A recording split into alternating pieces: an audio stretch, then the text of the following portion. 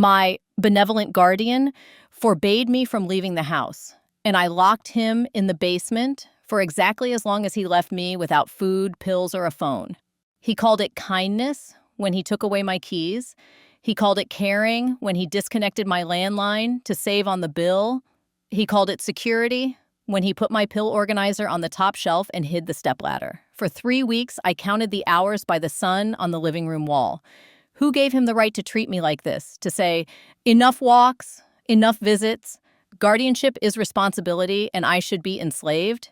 He didn't know I'd stashed away some oil to lubricate the basement door hinges, prepared a laundry basket to stand on, and reach the lock.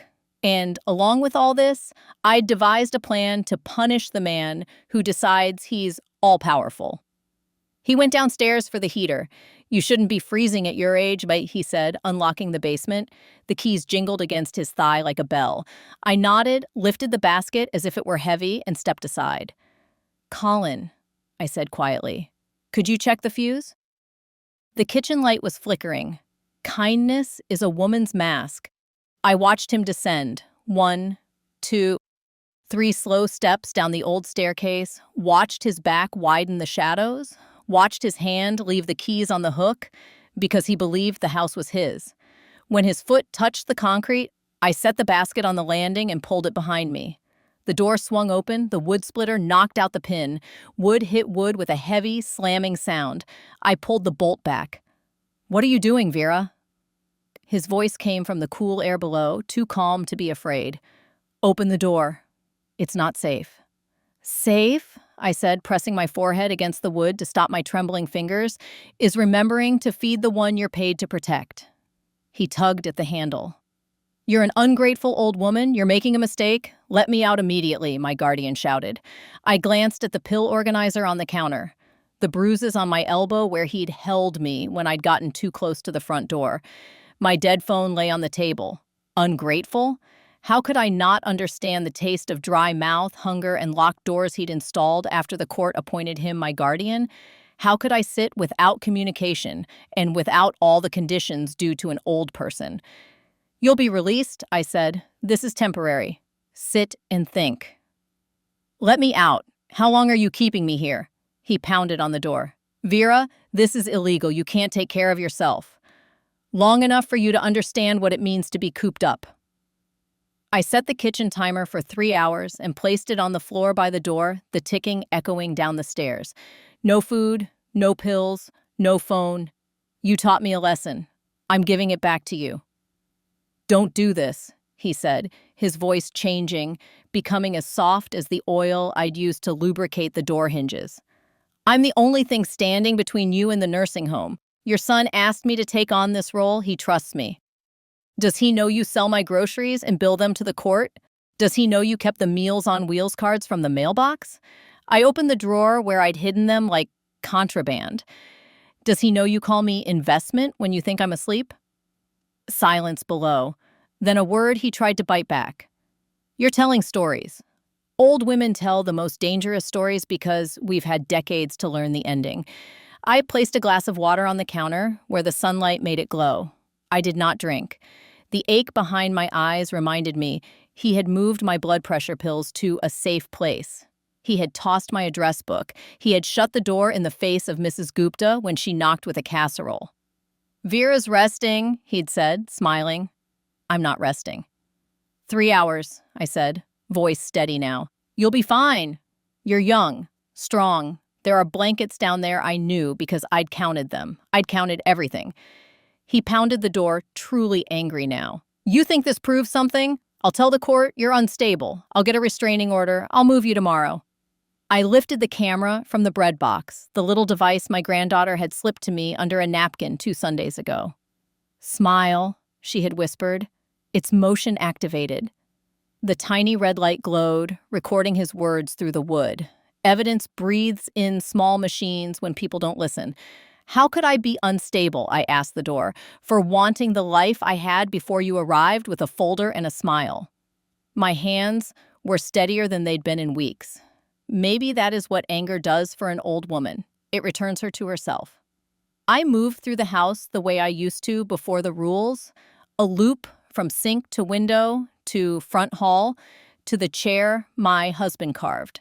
I let the curtains open, the light touched the rug, and I measured its warmth like a secret I was finally allowed to keep. On the table sat the letter I had written last night in pencil because pencil is quiet. I sealed it with tape because I was out of stamps. Mrs. Gupta would come at noon, casserole in hand and concern on her face, and find my note taped to the inside of the glass. "Knock twice and wait," it read. "If I don't answer, call the number below." It was the direct line of the caseworker, whose name I remembered even when I forgot my cane. "Tick, tick, tick," the timer said. "Vera," he called more softly, a rehearsal of sympathy, "you're not thinking about how this looks?" "Guardianship record?" "Guardianship," I said, tracing the outline of the keyhole, "is not permission to disappear a person in her own house." My knees ached, my mouth was dry. Every instinct told me to drink the water, take the pills, lie down. I stood up straighter instead. Quiet is a kind of power. Hunger is a kind of witness. The plan was simple because I am old enough to know simple works: a door, a timer, a neighbor, a phone call he cannot intercept. Proof gathered in minutes, not months. I would not starve him. I would not hurt him. I would give him what he gave me. Time inside a boundary he did not choose. 3 hours, and then I would open the door to the basement and the door to my house. I would set the camera and the bruises and the empty pillbox on the table between us like place settings. And then I would ask him one more question, the one that matters. When a man locks away an old woman's life and calls it love, what does he deserve in return? The timer's ticking stitched the morning together. I could hear him moving below me, heavy footsteps across concrete, the scrape of the space heater as he pulled it closer, the creak of the old workbench where my husband had once sharpened chisels. Colin tried the charm again. He spoke about his obligation, about risk, about liability, as if kindness could be invoiced. Beneath his words, I heard something truer, the calculation of a man who expected me to break first. I walked from room to room and took back small territories. I opened the windows 2 inches, even though he said drafts were dangerous. I drew my own bath and set it to run warm later, because later I would be free to decide when to soak my aching joints. I put my shoes by the door, the ones I hadn't worn in a month, laces neatly loose like a promise. At noon exactly, the shadow of a woman in a sari fell across my porch. 2 polite knocks, a pause, 2 more. Just as I had asked, I lifted the note and let her see my face, not flushing it with fear. She tilted her head, wise eyes scanning mine, and then she dialed the caseworker's number. "Yes," she said. "It's Vera. She's all right. She needs you to come now." From the basement, "Who's there?" He had climbed halfway up the stairs to listen. I pictured him on the 3rd step where the tread was worn from years of laundry runs. If he shouted louder, the camera would catch the anger he tried to keep smooth. I called through the door, "Mrs. Gupta brought lunch." "That's against the care plan." His voice had the clipped tone he used with me in public, the one that made strangers nod along. "No outside food, risk of contamination." "I'm contaminated with hunger," I said. "We're making new plans." "Vera," Mrs. Gupta called gently. "Is he safe?" "He's safe," I said, "for the moment." I heard her polite exhale. "I will wait with you." We stood on either side of the glass as if it were a hospital partition. She held up the casserole, eggplant, with spices that reminded me of Thursdays down the street when her family laughed late into the evening. I held up the camera. Her eyes widened. She nodded once. The caseworker arrived with a knock that didn't ask permission. "It's Dana," she called. "Adult Protective Services." Colin went very quiet. I unlatched the chain, opened the door, and let Dana in. She was young enough to be my granddaughter, hair tucked behind her ears, eyes good at seeing what people tried to hide. "Hi, Vera," she said, voice ordinary, as if we were 2 women in a bookstore aisle. "You called." "I wrote," I said. "Last night." I pointed to the tape's sticky shine on the glass. "Thank you for coming quickly." She stepped inside and took everything in with one sweep. The timer ticking on the floor, the pill organizer with skipped compartments, the unplugged phone, the keys on the hook, the bruises yellowing along my forearm. Her gaze landed on the basement door. "Is he down there?" "Yes." Colin spoke first, sounding relieved enough to mask fear. "Dana!" "Thank God. She's confused. She locked me—" Dana didn't answer him. She looked at me. "Do you need anything right now, Vera? Water? Your medications?" I swallowed, felt the ache of dryness, and nodded. "Water first, then my pills." He moved them. Dana turned to Mrs. Gupta, who hovered kindly. "Would you mind pouring a glass?" Mrs. Gupta moved with the certainty of a mother in a kitchen. The glass was cool in my hand, the first sip almost sweet from the relief of it. I didn't down it all. I've seen enough in 72 years to know that restraint can be more powerful than indulgence. I took half, my throat grateful, my mind sharpening. "Vera," Dana said, "tell me what happened. From the beginning, but only the parts you can do easily." "I can do it," I said. "He took my keys, my phone, my pills. He kept me inside. He refused visitors. He says it's the care plan. He calls it benevolence. I call it control lies," Colin said from the stairwell. "She gets agitated. She forgets." "I remember dates," I said. "And names. And how long hunger lasts," I lifted the camera. "It remembers too." Dana nodded at the device. "May I see?" I set it on the table, pressed the button my granddaughter had shown me, and watched the small screen unfurl the morning. His voice insisting on my confusion, my voice steadying, the sound of his fist on the wood, his threat to move me tomorrow. Even without a face, a man gives himself away. Dana breathed out slow. "Colin," she said, voice professional. "For now, stay where you are." No more talking. He didn't like that. I heard him step down, then up again, caged by manners, and the knowledge that the person on the other side of the door could change his pay. "Vera," Dana continued, "I'm going to call your physician to verify your medication needs and the care plan. I'm also going to request a welfare check from the police so everyone stays safe. This is just procedure. The word could smother a thing if you let it." I nodded, but I also put my hand on Dana's sleeve. "Please make it quick," I said. "I don't want him under my roof longer than we need to prove what he did." She understood. "I'll move fast." She stepped aside to make the calls. Mrs. Gupta touched my hand. "You did well." "I did what he taught me," I said. "He made the house small. I made it smaller for him." The police arrived with quiet shoes and steady eyes. They listened, watched the footage, looked at my bruises without flinching. "We'll keep the peace," the older one said. "No sudden moves, no raised voices. Ma'am, do you want him out now or after APS finishes?" "After," I said. "I want the record clean." Dana returned from the corner with her phone tucked away.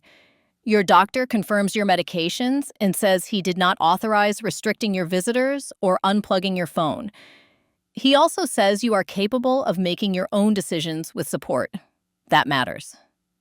She looked at the basement door. "Colin, I'm going to open this and ask you to come up slowly with your hands visible." He emerged with his smile stitched back on, eyes darting to the camera, to the officers, to me.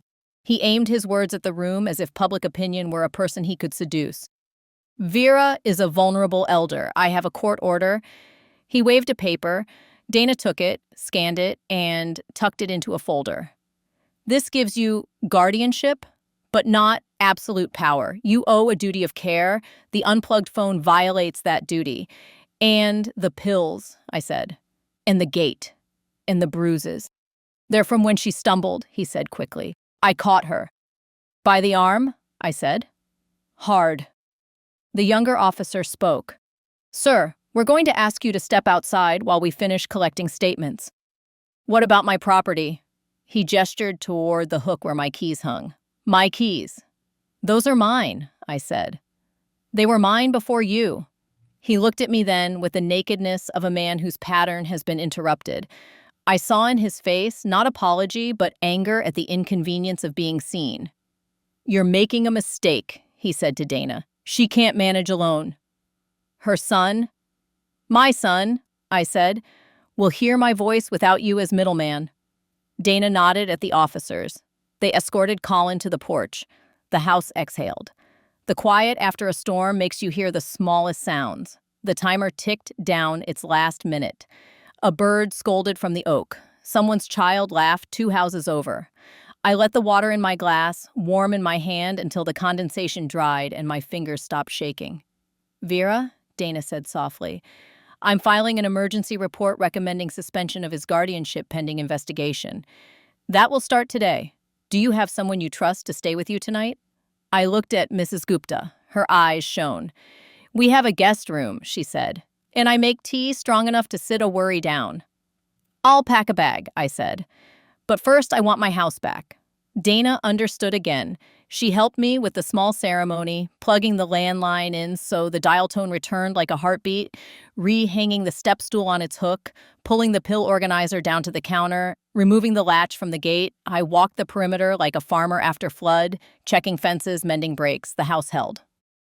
My son called while we were zipping my bag. His voice rushed at me, guilty and eager. Mom, Dana called me. Are you all right? I had no idea. Stop, I said. Listen.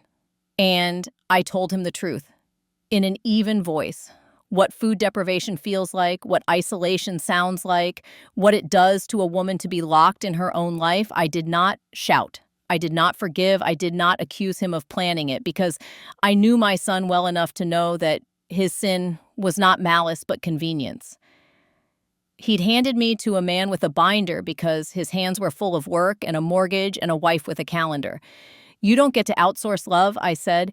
You can hire help, but you don't hand me off and look away. He cried. It was ugly and human, the way it is when a man realizes a mother isn't a task, but a person. I'll fix it, he said. I'll come now. I'll fire him. Don't make promises you can't keep in an hour, I said. Do one thing right.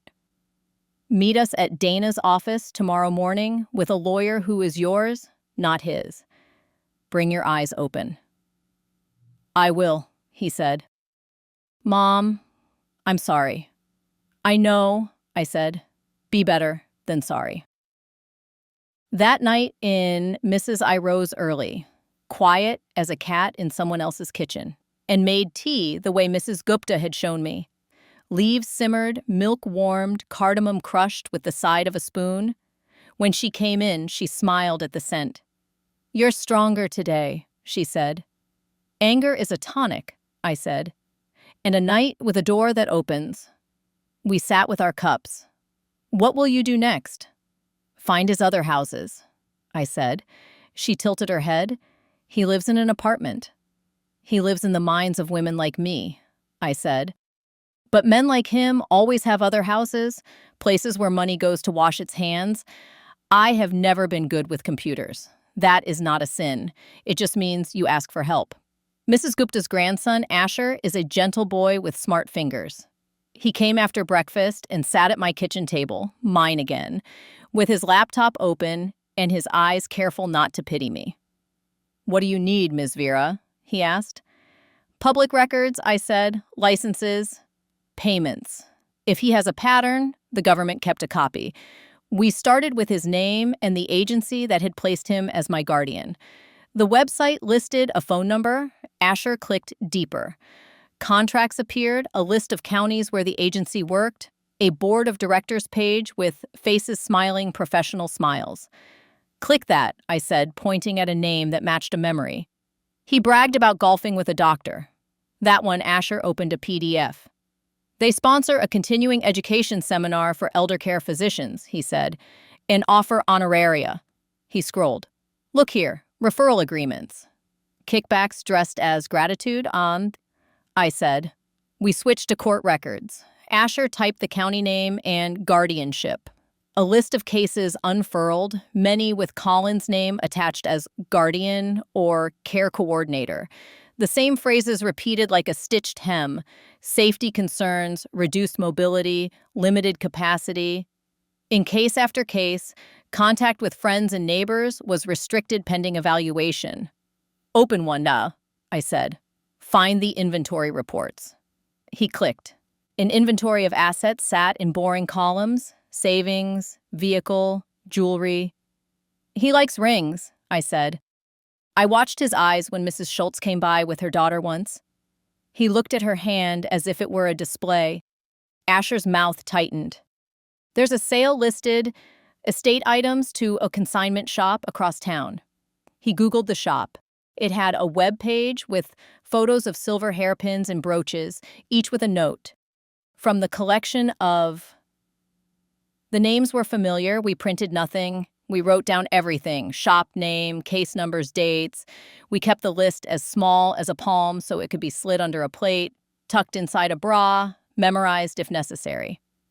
At Dana's office, my son arrived with eyes that had not slept. His tie was crooked. His lawyer, a woman with kind hands, took notes with a pen that made no sound. Colin came too because the county required his presence when APS met with families.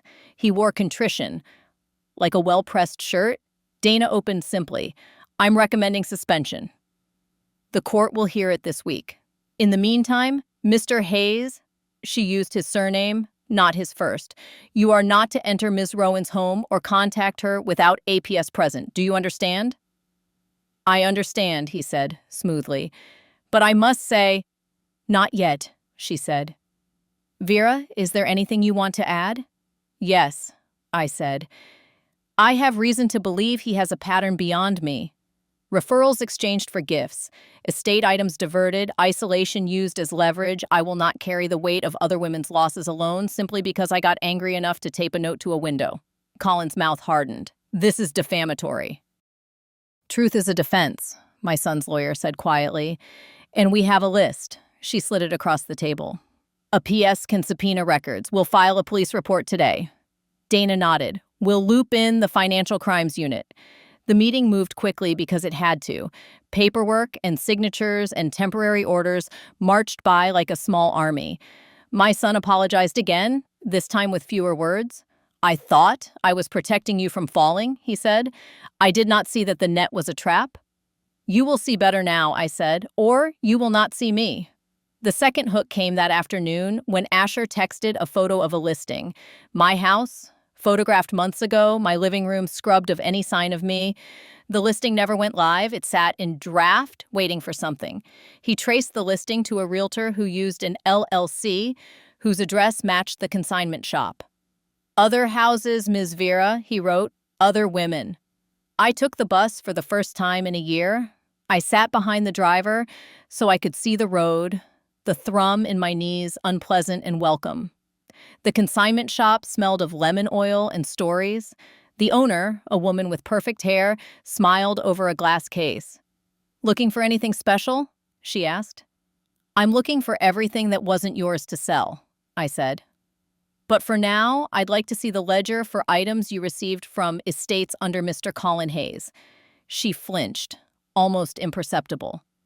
We value privacy. So do I said. That's why I brought the officer waiting by your curb. I had asked Dana for a companion and gotten a detective with quiet shoes. He stepped inside as if he were shop furniture. I'll get the manager, the woman said. You are the manager, I said.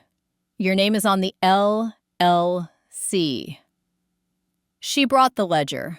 She did not want to, but the detective's presence turned her fingers into obedient creatures. Names, dates, item descriptions, Mrs. Schultz's brooch, Mr. Levin's watch, my neighbor's silver hairpins. Where do the funds go, Ike? The detective asked. To the estates, she said quickly. We have invoices. He leafed through copies. To an account named Heritage Facilitators. Is that the estate? Her smile cracked. It's a processing entity. It's his company, I said. He pitched it as a service fee. I need to make a call, the detective murmured, stepping outside. The woman's poise loosened. He said it was legal. He says many things, I said. He's fluent in benevolence. At home, the house felt different, like a person standing up after a long illness. I made soup because soup is a ceremony, onions sweating in a pot, garlic releasing itself to the air, broth blooming into strength. My granddaughter arrived after school and perched on the counter like she did when she was 5. Did it work? She asked, eyes alight. It started, I said. The rest will be long. I like long, she said. I have a lot of time. We sat at the table, 3 generations and a bowl of soup. When the phone rang with a number I didn't know, I let the machine take it. Colin's voice spilled out, practiced and filmed. Vera, I'm concerned. A PS can be overzealous. We should talk. He paused as if waiting for a script.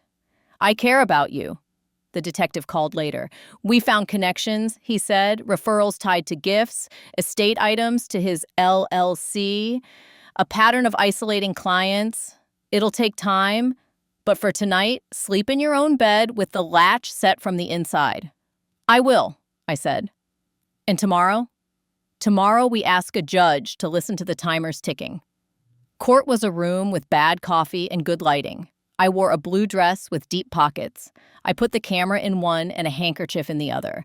Dana sat beside me. My son sat behind me, close enough that I could feel his breath steady when mine did. Colin sat with a lawyer who smiled the way men smile when the check has already cleared. The judge was a woman my age with hair cropped short like bravery. She read, listened, read again.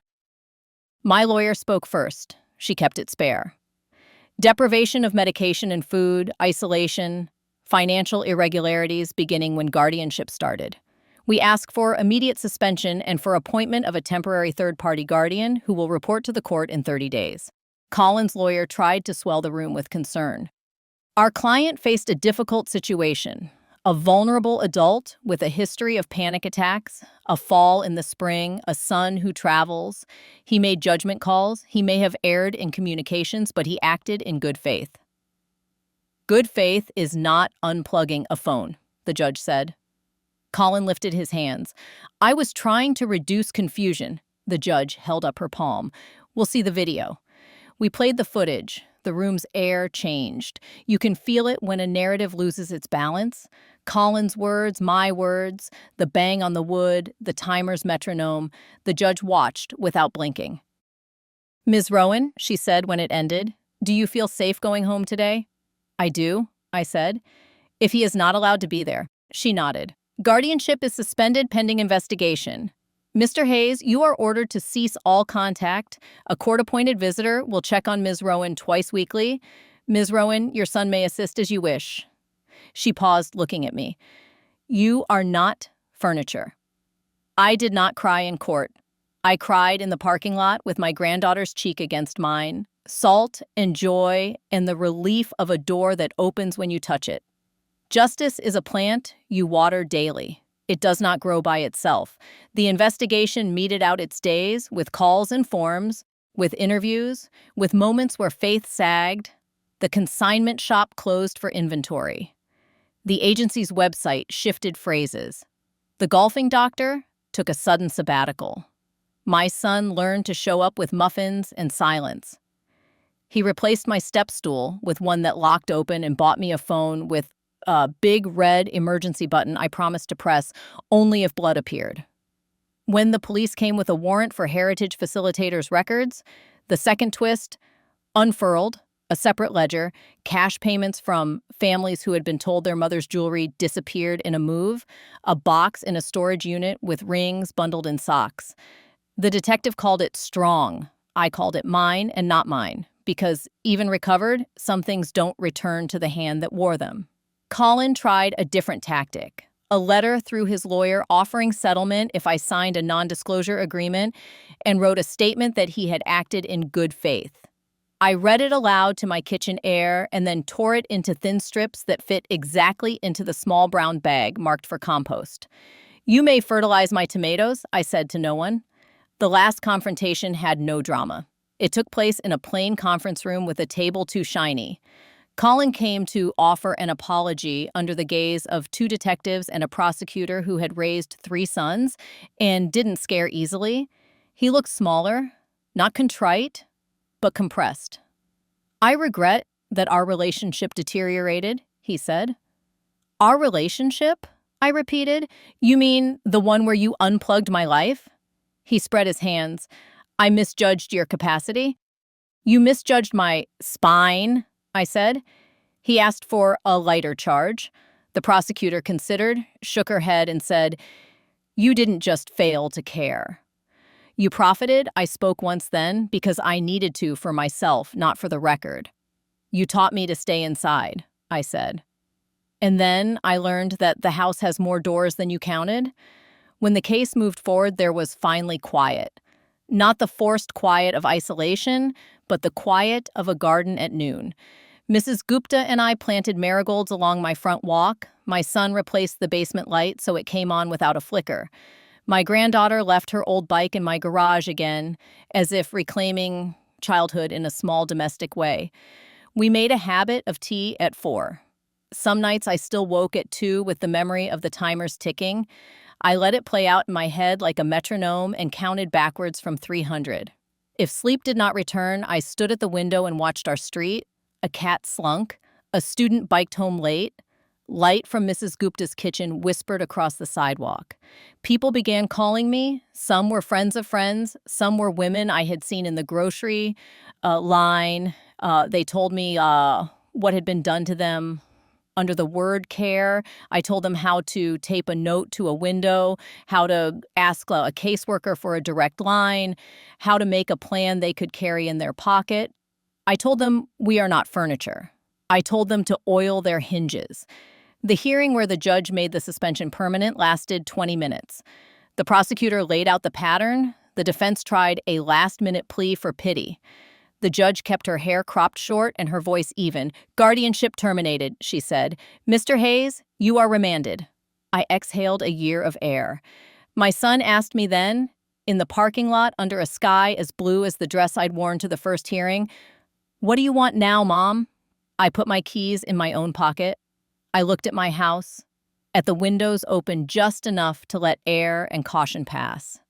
"I want normal days," I said. "Normal is a revolution." We walked home slowly. We stopped at the consignment shop, now shuttered, and at the park bench where I had once been told not to sit alone. We stood at my porch. "Tea?" I asked. "Yes," he said. "Always." When we sat, he told me the truth of his fear, that he had imagined me falling and lying still, and because he could not stand that image, he had handed me to a man who promised to remove all risk. "I forgot that removing risk removes life," he said. "Remember now," I said, and poured more tea. In the end, justice wasn't a gavel or a headline. It was a breakfast I chose for myself and a key that turned because my hand told it to. It was a neighbor's knock that I could answer. It was the freedom to leave my house and the freedom to come home. One evening, as the last light laid its palm on my rug, Mrs. Gupta brought over a paper bag. "We sorted the storage unit," she said. "The detective asked me to deliver this." Inside lay a ring I recognized. A modest band with a notched edge. It wasn't mine. It was Mrs. Schultz's, the neighbor who had moved away when her daughter could no longer visit.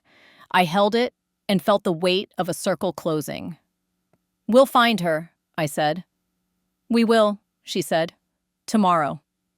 That night, I oiled the basement hinge anyway, not because I expected to need it, but because I know how quickly doors forget they can open.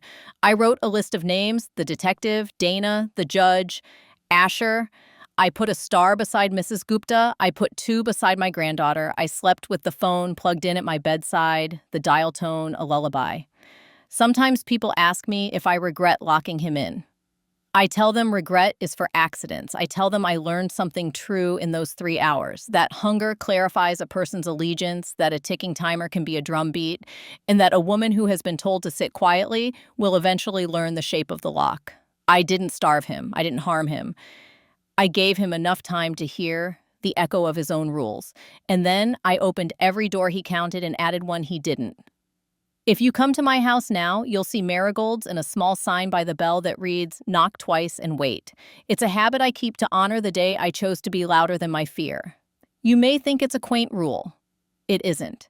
It's a map back to myself. And if you listen closely, you'll hear my timer in the kitchen ticking a soft rhythm as bread rises. There's no panic in it now, just the knowledge that some boundaries are chosen, just the proof that time belongs to me again. Second hook. A month after the hearing, the second storm rolled in, quiet and mean. My mailbox filled with envelopes that looked official. Notice of adjusted benefits, one announced. Another warned of account verification pending. Colin had seeded an aftershock, change of address requests, and a new phone line listed under my name. He had tried to reroute me even from the hallway outside his cell. I took the stack to the bank where the manager knew the veins on my hands better than my signature. Freeze and flag, I said, no withdrawals without me, no changes without a cup of tea at my table, and my hand on the pen. She smiled and did exactly that. Then I called Dana. He's trying from inside? He won't stop, she said. Men like that don't know how to put down a lever. Then we take it away. The detective traced the request to a call center in another state, a room of headsets and scripts where a woman with a tired voice had followed false instructions, faxed from a number linked to someone in Colin's circle. We didn't have to untangle it all, we only had to cut the cord. The judge issued an order warning any agent who touched my accounts without seeing my face that they would answer to her. The bank framed a copy in the staff room. I framed mine in the kitchen next to the timer. That scare made my son finally move in an honest way. He set up a password with me that only he and I knew, a ridiculous word from a children's book he'd loved at 7. He gave a copy of it to no one, not even his wife. I will not outsource this again, he said. And I believed him because he backed it with repetition. Sunday dinners he cooked, Tuesdays he spent in my garden, Thursdays he drove me to the market and let me take exactly as long as I needed to choose peaches. Love is a calendar with names on it. When the trial began, I attended only one day. I sat in the back and watched the prosecutor show the ledger from the consignment shop, watched the defense try to call it industry standard, watched the judge's mouth thin. I left before the verdict because I didn't need a convicting word to give me permission to live. I had already taken that permission when I slid a seam ripper through a hinge pin. The verdict came by phone, guilty on counts that mattered. I made tea and poured 2 cups, one for me and one for the memory of every woman whose brooch did not return. There were letters after, some from women, one from a man who admitted that he had looked away while his sister lost weight under the care of a smiling coordinator. He promised to drive her to the beach on Saturday and let her choose how far to walk. Good, I wrote back. Scuff your shoes in the sand. A year later, the marigolds reseeded themselves. Flowers are opportunists. They take whatever cracks are offered and make themselves at home. I planted basil and tomatoes because Miles, the neighbor boy, had learned to like them. Mrs. Gupta taught me to toast spices. My granddaughter taught me to use a phone better than my son did. Dana came to tea once on her day off and confessed that sometimes she dreamt about hallway doors that wouldn't open. They open, I said. We just need to keep oil nearby. We laughed, not because any of it was funny, but because laughter is a gate swinging on a well-kept hinge. Sometimes I walk to the basement door and press my forehead against the wood the way I did that morning. I listen, not for fear now, but to honor the echo of my own voice. Then I go outside and sit on the porch and watch the street that is mine. Children run, buses sigh. Somewhere a timer ticks for bread. Somewhere a woman studies a hinge and understands that she is a better locksmith than she was yesterday. And somewhere a man who called his control benevolence hears in the quiet of his cell the truth that arrived when I locked him in, that a woman who has been taught to be still can also be the one who decides when the door opens. My grandma told me this story. I have many more stories. Subscribe so you don't miss the most interesting things.